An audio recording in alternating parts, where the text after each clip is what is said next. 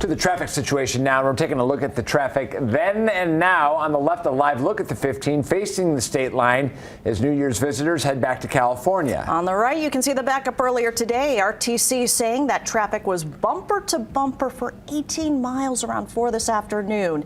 And there has been some slight changes to the 15 near the state line over the last year. But is all that enough to make a difference? Fox 5's Drew Andre spent the evening in the traffic. He joins us live. Drew?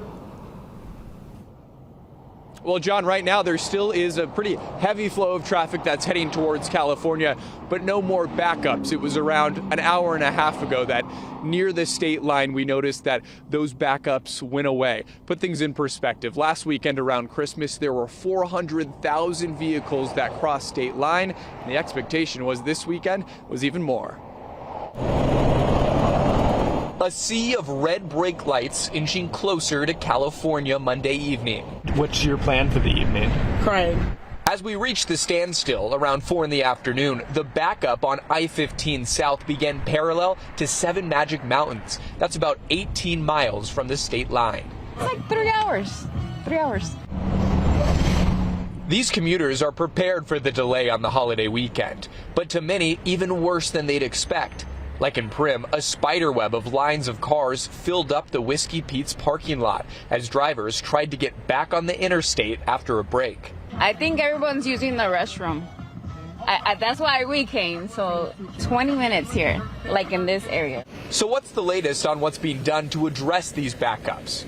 In the fall, Caltrans completed a 1-mile transition lane on the California side of the state line heading south. The project was first announced by Governor Gavin Newsom last December. To begin immediate relief. But New Year's weekend shows that relief hasn't arrived for drivers. Near the state line, there's 3 lanes on the Nevada side, but just 2 on California.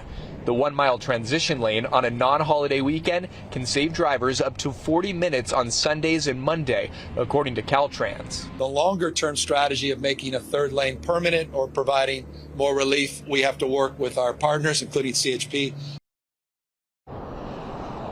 And last year, Newsom promised 5 miles of widening. We asked Caltrans about an update on that, and they said the details are still being worked out about when that will happen when it comes to adding some more width near the state line. John?